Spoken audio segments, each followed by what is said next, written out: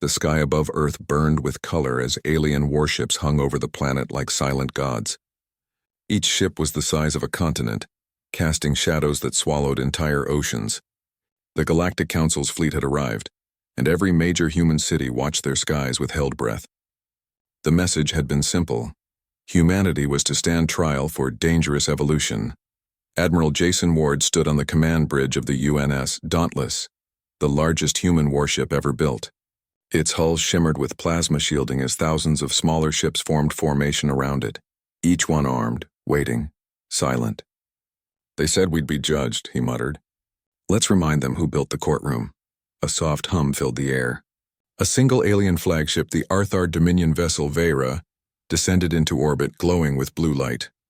Its commander, a tall insectoid named Vrulka, sent a broadcast. "Humans of Earth, the Council demands your surrender and compliance. You are to be escorted for evaluation. Resistance will be met with total erasure."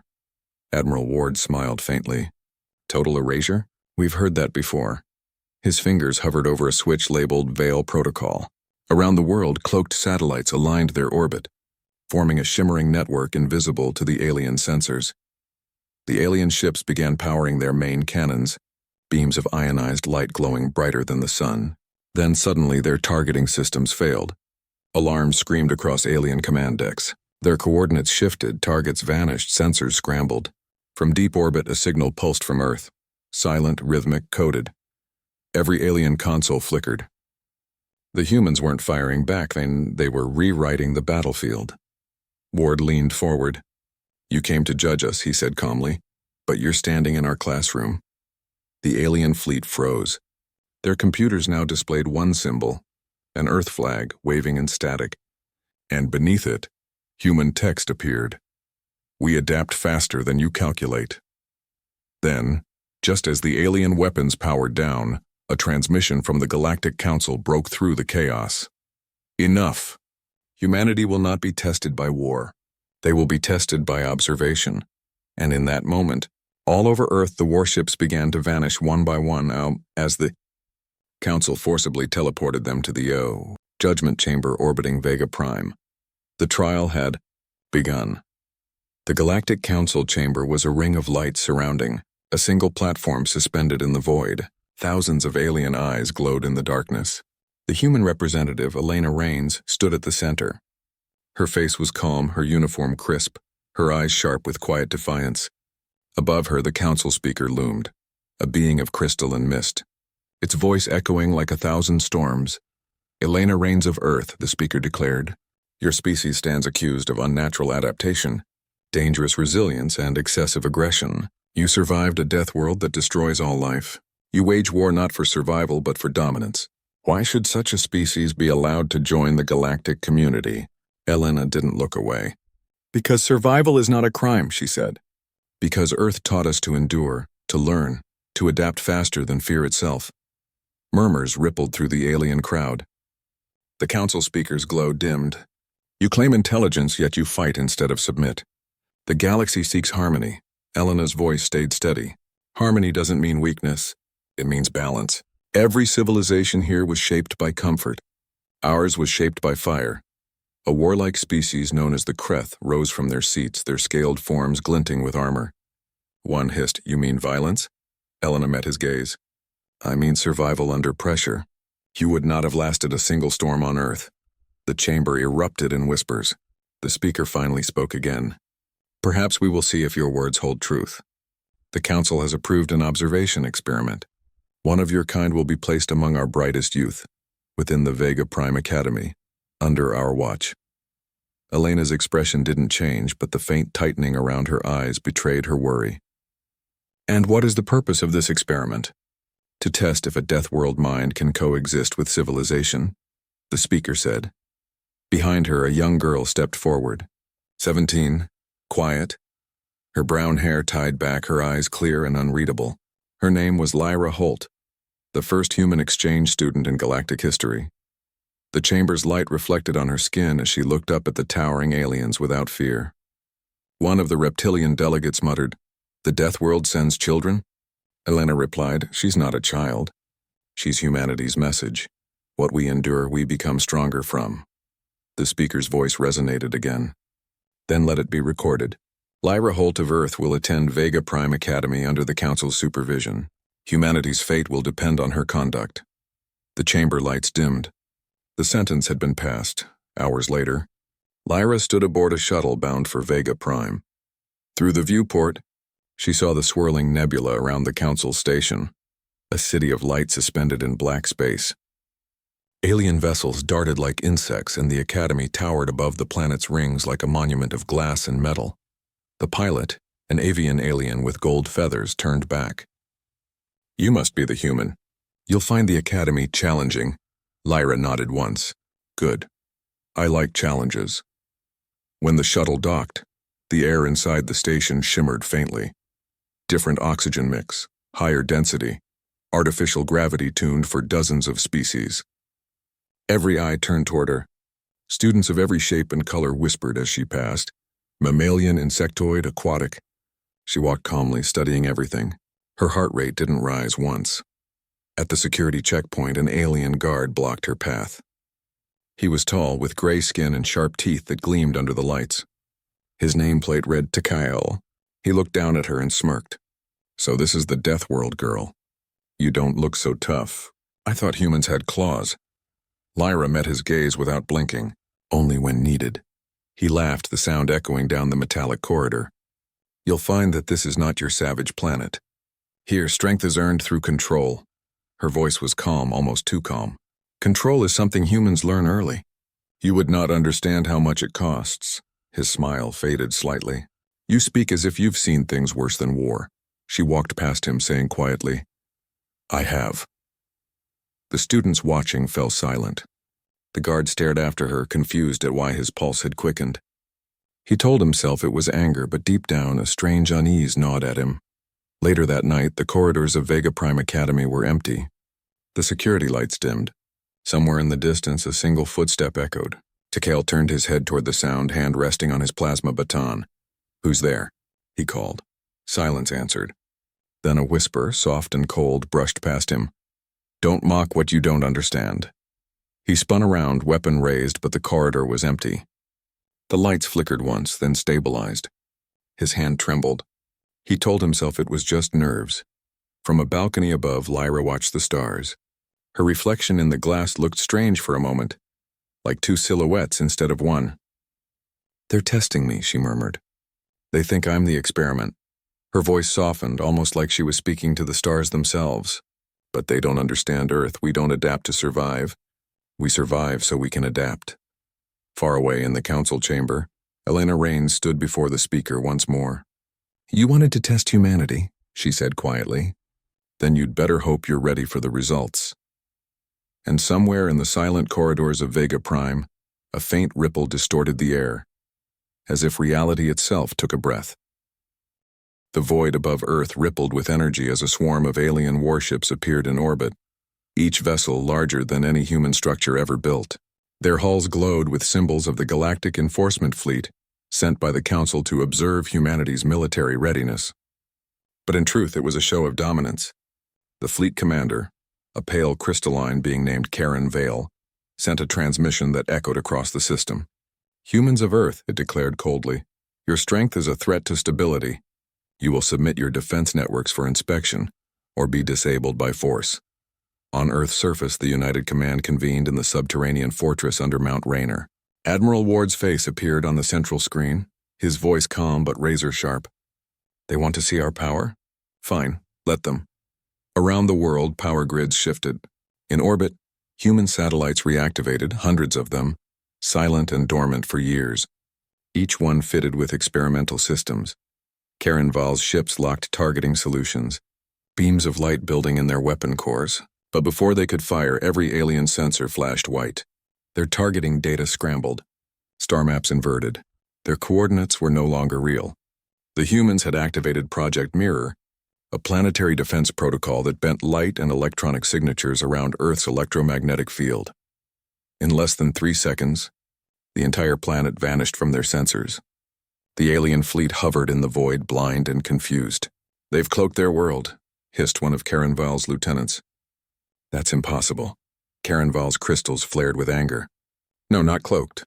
hidden behind something we cannot measure. On a private channel, Admiral Ward's voice came through, quiet and taunting. If you ever point your guns at Earth again, make sure you know where it is. Then the signal vanished. The alien fleet withdrew. The Council took note. Humanity was not to be underestimated again. Far from the conflict, on the shining station of Vega Prime, Lyra Holt sat alone in a simulation room. The hum of alien machinery filled the air. She had been ordered to complete a reflex trial designed for advanced species, a test of speed, agility, and pattern recognition. The alien instructors watched from a glass balcony above.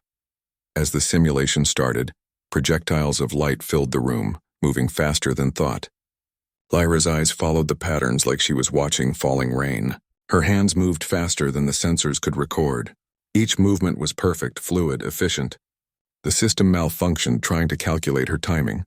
One instructor whispered, "Her neural response time is increasing. Mid-test." Another muttered, "That's not possible. No species adapts during a simulation." Lyra finished in silence. When the lights dimmed, the simulation room's glass cracked from the shockwave of her final reflex burst. She looked up at the stunned observers and simply said, "That was easier than expected." Her calmness disturbed them. Word spread quickly through the Academy's corridors. The human girl from the Deathworld was not ordinary. Later that day in the mess hall, whispers followed her. Alien students stared, trying to decide if she was dangerous or simply strange. A group of older students sat together, a mix of reptilian, avian, and crystalline species, and watched her eat alone. The same guard from her arrival, Tikale, stood by the doorway sneering. He had not forgotten how she had embarrassed him. The laughter he expected from others had never come. Something about her silence made everyone uncomfortable. He approached her table, his boots clicking against the polished floor. "Still pretending to be calm, little Deathworlder?" he said, voice loud enough for others to hear. "Tell me, what do humans eat when they're not destroying their own planet?" Lyra didn't look up. "Mostly mistakes," she said quietly. The nearby students chuckled nervously. Tikale's nostrils flared. "You think you're funny?" "I think you're trying too hard," she said. He slammed a clawed hand on the table. The metal dented. The entire hall went silent. Lyra finally met his eyes. Her gaze was steady, cold, unreadable. For a brief moment he felt a strange pull in his chest, like his heartbeat skipped. He took a step back without realizing it. "Careful," she said softly. "Instinct can tell you what your brain refuses to." That night, security footage showed Tikale entering the lower maintenance tunnels of the Academy. He claimed he was responding to a power fluctuation. The cameras followed his path until a corridor light flickered and the feed distorted. The last frame showed him turning his head sharply as if hearing something behind him. Then the feed cut. When security teams arrived minutes later, the corridor was empty. His communicator lay on the floor, still active. The Academy went into quiet panic. No one wanted to say it aloud, but everyone thought the same thing. The Deathworld girl had something to do with it. Lyra was summoned to the head instructor's office the next morning. The instructor, a soft-spoken amphibian named Olenvir, tried to mask his unease. "Lyra," he said, "a member of our staff has gone missing. You were seen near the tunnels yesterday evening. Can you explain?" She nodded once. "I was returning from the simulator. I heard a movement, then silence." "Did you see anything?" She hesitated. "A shadow, maybe. But it wasn't me." Olenvir leaned forward. "There are rumors, Lyra. People think humans have unnatural abilities." Lyra looked at him, calm but distant. "The only unnatural thing here is how afraid everyone becomes when they see what survival looks like." He had no reply. She stood and left quietly, leaving him staring after her. Throughout the Academy, unease grew. Students whispered in the corridors. Some claimed to see flashes of movement where no one stood. Others said they felt watched. Elena Raines received an urgent message from the Council headquarters. The voice on the other end was sharp, official. "Ambassador Raines, the human exchange subject is under investigation for possible interference with station stability. We recommend her recall." Elena's tone stayed calm. "She's a student, not a weapon. If something happened, maybe your people should stop provoking her." The alien voice hissed. "Provocation is not the issue. The fabric of this station is." By nightfall, another message spread. The maintenance systems were detecting localized distortions in gravity, like the air itself was folding and unfolding. Every recorded event occurred near Lyra's last known location. In the observation deck, Lyra stood by the massive glass wall, looking down at Vega Prime's swirling clouds. Her reflection shimmered faintly as if the glass was reflecting two worlds at once. She whispered to the emptiness, "You shouldn't have mocked us. You think Earth only makes monsters, but what it really makes is survivors." Down in the corridors below, a cleaning drone recorded something strange. For just a moment, the air bent. A pulse of distortion rippled through the walls, leaving behind a faint echo like a heartbeat in metal. The next morning, an investigation team found claw marks on the corridor wall where Takale had vanished. They were his, but fused into the metal, as though the wall had softened and hardened again around his body. No one laughed at the Deathworld girl after that. The guards gave her wide space. The instructor spoke softly, and late at night the students swore they could hear footsteps echoing in the hallways, out of rhythm with their own. In the council chamber, Elena Raines stood before the speaker once more. "If you want to know what happened," she said coldly, "maybe you should ask what happens to arrogance in a death world." The speaker's voice rumbled. "Are you suggesting your species can alter reality itself?" Elena's gaze was unwavering. "I'm suggesting we've learned how to make it notice us." And in the silent distance far beyond the council's reach, a single human heartbeat echoed through the metal corridors of Vega Prime. Steady, unbroken, and terrifyingly human. The void around Earth shimmered as the Galactic Council fleet returned. Their ships blotted out the stars, massive crescent-shaped vessels that stretched for kilometers. They came not to fight but to observe. Humanity's sudden rise had terrified them.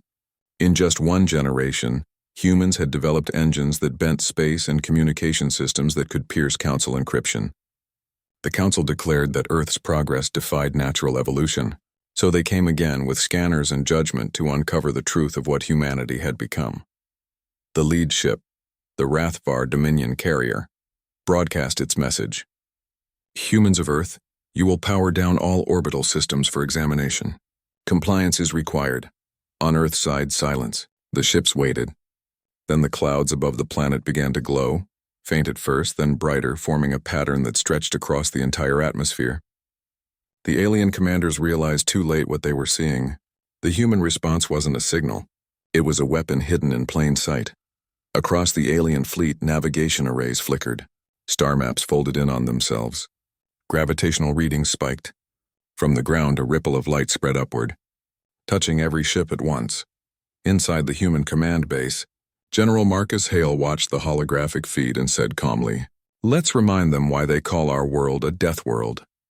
Every alien vessel began drifting as if caught in invisible currents. Their shields held, but their weapons failed. A pulse of electromagnetic noise flooded their systems, rewriting their sensor data. For 30 full minutes they saw nothing, not Earth, not stars, not even each other. When the light faded, their fleet's formation had been rearranged into a perfect symbol visible from orbit. A human handprint on the void. The message was simple. You can't control what you don't understand. The Council recalled the fleet shaken and silent. But in the halls of Vega Prime, their unease turned to fear. Lyra Holt sat across from 3 Council investigators in a cold, mirrored room. She had been questioned for hours about the missing guard Takale and the strange energy readings that had followed.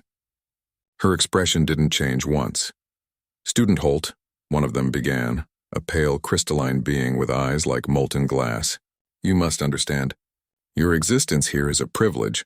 If you are causing harm to this station, it will not go unpunished." Lyra looked at the table between them.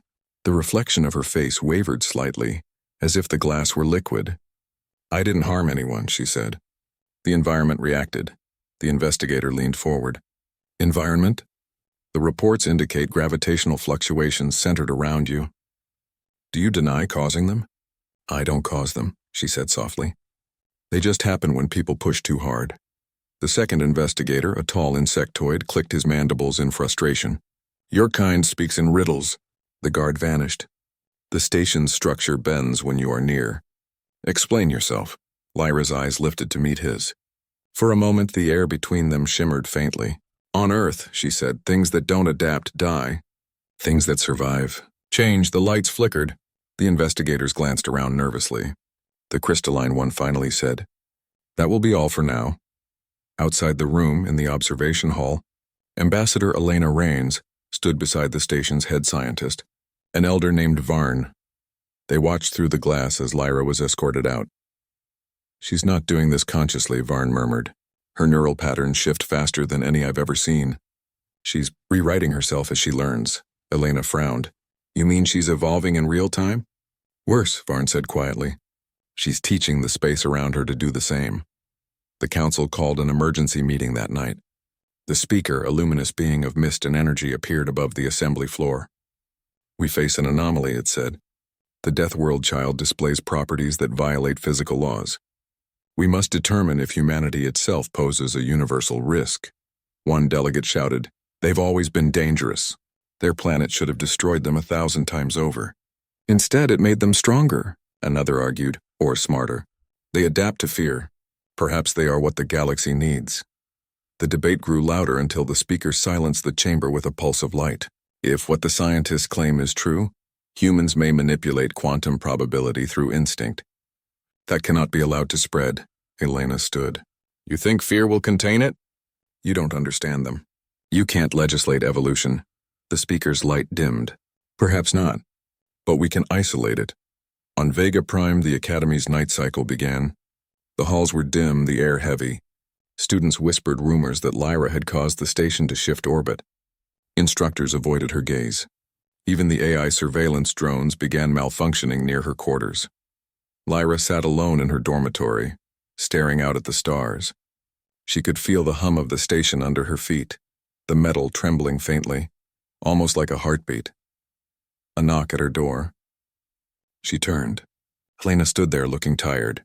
"They want to send you back to Earth," Elena said. "They're afraid of you." Lyra tilted her head slightly. "I'm afraid too." "Of what?" She looked down at her hands. "Of what happens when I stop holding it back." Elena stepped closer. "Lyra, what are you holding back?" Lyra hesitated. "Earth changed us. Every storm, every volcano, every disease. We learned to survive by adjusting. Our bodies, our minds, even our instincts. It didn't stop when we left home." Elena felt a chill. "You're saying humans are still evolving?" Lyra shook her head. "No, we're reacting. The universe pushes and we push back." The lights flickered again. Outside the window, distant stars bent for an instant before snapping back. In the Council's research center, Varn reviewed the newest data from Lyra's scans. His assistant stared at the holographic readouts in disbelief. "Her neural activity has no upper limit," one whispered. "She's creating micro-fluctuations in probability fields around her. She's not thinking like us anymore." Varn's voice trembled. "She's thinking like a system, not a mind." The speaker's voice echoed through the comms. "Seal the station. Begin containment procedures. If she resists, destroy the facility." But before they could act, every light on Vega Prime went out. For 10 full seconds, the universe around them was dark. When power returned, all communication with the Council went silent. The Academy's central hub had shifted its coordinates by several kilometers, without propulsion. Lyra stood in the middle of the main hall, surrounded by terrified students and guards. "You shouldn't have brought me here," she said. "I warned you." A guard raised his weapon. "Stand down." She looked at him, just looked, and the weapon melted in his hands. Not burned, not disintegrated. It simply ceased to exist, as though it had never been there. Elena ran forward. "Lyra, stop." Lyra turned to her, tears in her eyes. "I can't, it's not anger. It's balance. The universe moves toward equilibrium. It's correcting itself through me." The deck beneath them groaned. The walls stretched, light bending like liquid. In the observation towers above, the stars outside warped into spirals.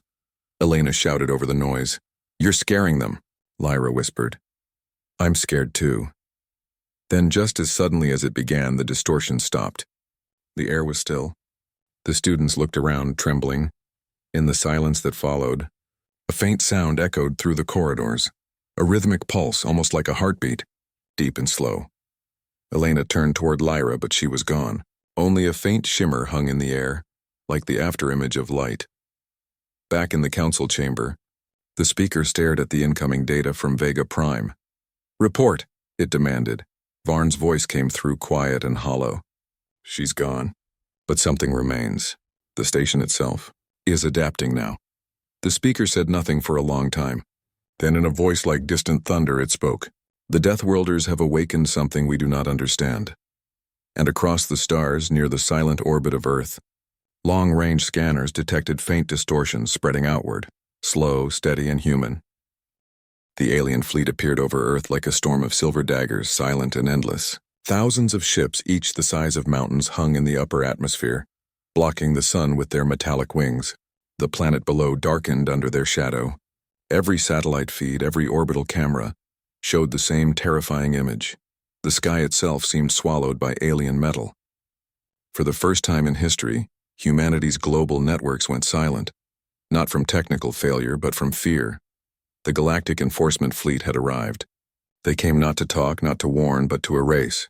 Humanity's defiance at the Council, their refusal to surrender the Deathworld child, had marked Earth for destruction. The Council had voted, the judgment passed, and now the sentence was here to be carried out. But Earth did not tremble. General Riley stood at the command platform of the Orbital Defense Nexus, his face calm but eyes fixed on the holodisplay showing the descending alien fleet. "Activate all shield platforms," he ordered. "Let them see we're not prey." The command spread like fire through the defense grid. Massive orbital plates hidden for years in low orbit rotated into alignment. They connected, forming a glowing lattice of light that wrapped Earth in a shimmering shell. To the aliens, it looked primitive, an outdated planetary shield, something only young civilizations used. They didn't realize that the humans had built it to lure them in. Aboard the flagship Vareth, Admiral Korth of the Threx Dominion leaned forward, amused. "They think a light barrier can stop us? Open the particle cannons. Fire a test shot." A spear of plasma energy shot from the alien warship, crossing the void in seconds. It slammed into Earth's shield and vanished. No explosion, no impact, just silence. Then a pulse of light rippled outward from the point of contact, flowing backward toward the attacker. Korth's amusement faded. "What is that?" Before his officers could answer, the energy wave hit them. The Vareth shook violently. Its forward decks disintegrated, hull metal melting like wax. The energy reflected from the human shield had inverted the alien weapon's frequency, sending their own plasma back at a magnitude 10 times stronger. Earth had learned something from centuries of war. You don't block the punch, you make the enemy hit themselves harder. In the silence that followed, the alien fleet froze. Thousands of ships halted in orbit. The humans did not move. They waited. Then Riley's voice came through an open broadcast, calm and cold. "Stand down. You are trespassing on Earth's defense perimeter. We will not warn you again." Across the galaxy, alien commanders in the council chambers watched the live transmission. Murmurs spread through the seats of power. The humans had not begged. They had not pleaded. They had warned. Down on the planet, the Deathworld girl, Lena, stood beside a classroom window of the alien academy where she had once been mocked and isolated. The corridors were now silent. The guard who had laughed at her was still missing, vanished without a trace. But the whispers about her had grown louder. The students avoided her eyes, pretending not to hear the distant thunder of the battle above. The head instructor, a towering insectoid creature named Voran, paced nervously near the window. "Lena," he said slowly, "your people are unusual. The council warned us of your temper. Tell me, what are they doing up there?" She looked up at the sky. Her eyes reflected the flickering lights of the battle above. "They're protecting what's ours," she said softly. "We don't start fights, but when someone tries to cage us, we break the cage." In orbit, the alien armada regrouped. They switched to long-range bombardment mode, planning to overwhelm the shield with sheer force. Thousands of energy beams lit the void. The sky became a storm of light. The human shield flared under the pressure, trembling, flickering, and then went dark. Admiral Korth smiled grimly. "Shields down. Begin planetary strike." But before his order could finish echoing, the darkness above Earth shifted. The shield wasn't gone, it had moved. The light condensed, splitting into dozens of massive shapes, warships, each one emerging like a predator uncloaking from mist. Humanity's real fleet had been hidden inside the planetary shield, its energy field serving as camouflage. General Riley, second in command, grinned. They thought it was a wall. They didn't know it was a door. From those hidden ships, Earth's weapons came alive. Rail cannons the size of skyscrapers fired tungsten slugs at relativistic speeds. The alien fleet scattered as the first salvo tore through their formation. Entire cruisers disintegrated, their debris raining like fire onto the upper atmosphere. Korth shouted orders, but the humans were faster. Their ships were smaller, faster, designed not for domination but survival. Every move was calculated, every shot deliberate. In less than 3 minutes, 30 alien warships were gone. Back at the academy, the students rushed to the windows, their faces pale.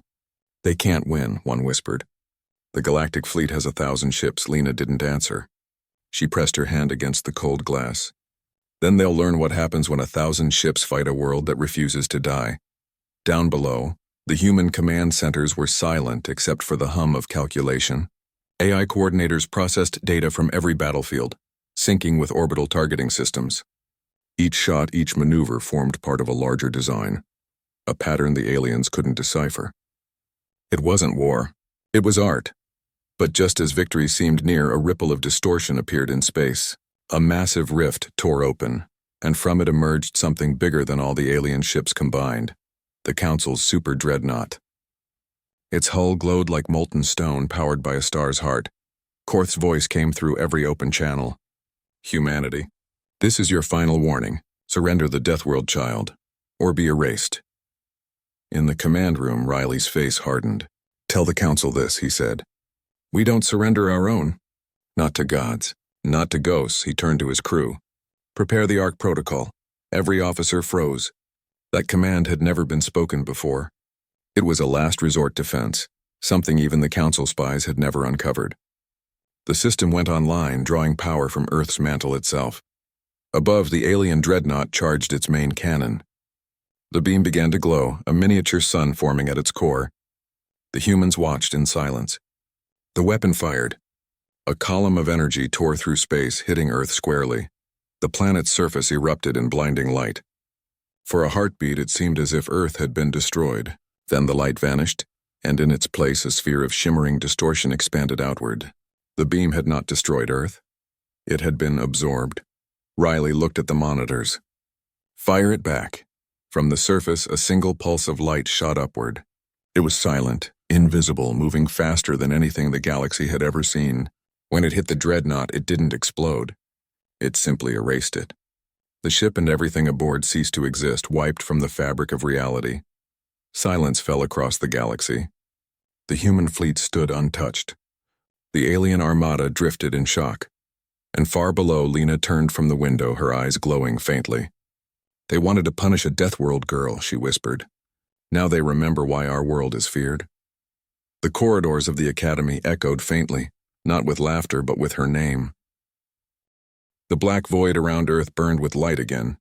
Hundreds of alien ships descended from the darkness, forming a web of silver around the planet. Their engines pulsed like stars. The Galactic Council had returned, and this time they came not to punish but to erase. Humanity's defiance had humiliated them. The destruction of their dreadnought, the loss of their null armada, and the survival of the Deathworld girl had shaken their authority across the galaxy. Now the Council meant to make an example of Earth so absolute that no species would ever question them again. In the command center, deep beneath the Pacific Ocean, General Riley stood before a glowing tactical map showing the enemy's advance. The fleet was larger than anything Earth had ever seen. 2,000 ships, each armed with weapons capable of breaking planets apart. The command room trembled under the weight of distant explosions. The orbital defenses were already under attack. "They're testing the atmosphere," said Commander Allen, who stood beside him. "Trying to burn the air itself," Riley nodded slowly. "Then they're running out of ideas. They've forgotten. They're fighting the species that made fire a weapon before they left the caves." On the main display, the enemy fleet began to form a ring. It was a siege formation designed to trap an entire planet. The Council's strategy was simple: cut off every line of escape, then erase the world layer by layer. But Earth was not planning to escape. Riley turned to his officers. "Activate the Prometheus grid." The room went silent. No one had expected him to use it. The Prometheus grid was the most secret project humanity had ever built. A network of satellites, quantum transmitters, and gravitational anchors that reached from Earth's core to the edge of the solar system. It was said to be capable of controlling the fabric of space itself. "Sir," said Alan carefully, "if we use it, we risk tearing the entire system apart." Riley looked up at the ceiling, as if seeing through it to the stars. "Then we'll tear it apart on our terms." Above, the alien fleet advanced. Beams of white energy struck the shield around Earth, flaring like suns against the atmosphere. The ground quaked. Oceans boiled at their edges. Cities lost power. And yet, amid all the chaos, there was no panic. The humans had been preparing for this. In orbit, automated defense drones launched from hidden hangars on the moon. They moved in swarms, attacking the nearest alien ships with impossible precision. The aliens fired back, destroying dozens. But for every drone that fell, 10 more appeared. The humans weren't fighting a space battle. They were conducting an algorithm. Every explosion was part of a pattern, one designed to draw the enemy closer to Earth.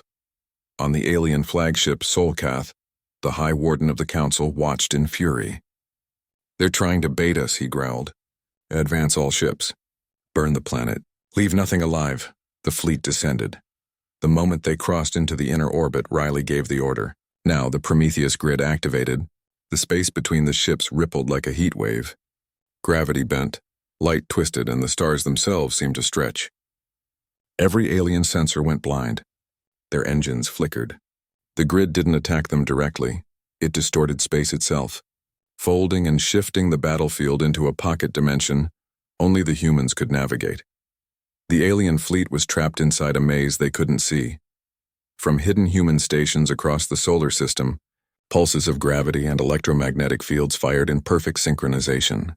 The alien ships tried to move, but every time they did, they reappeared in a different position.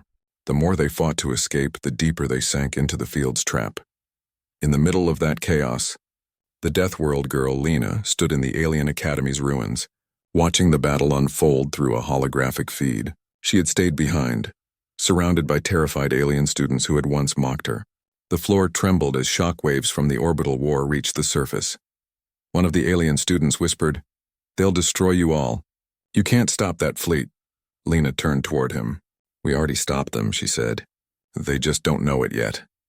High above, the Solkath sensors finally pierced through the distortion. What it saw made the warden freeze. The human fleet, ships once hidden, was surrounding them, moving through the warped space like hunters through water. The humans had adapted to the grid's chaos, turning it into their weapon. Then the signal came. A broadcast from Earth. Riley's voice echoed across every channel. "You came to erase us. You came to punish a child for surviving your world. But you forgot one thing: we learn. Every time you strike, we rise stronger. Every time you destroy, we rebuild sharper. You cannot fight what refuses to die." The human fleet opened fire.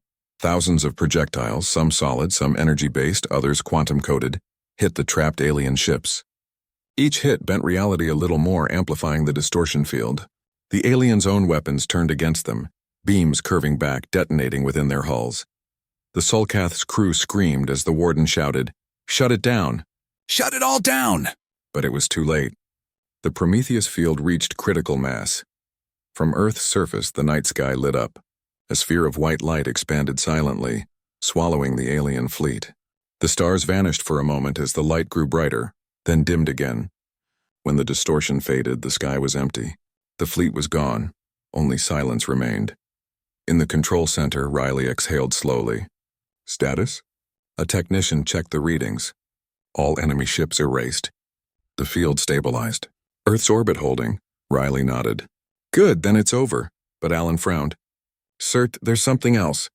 The signal feedback from the Prometheus grid, it's coming from outside the solar system. "Someone's watching us."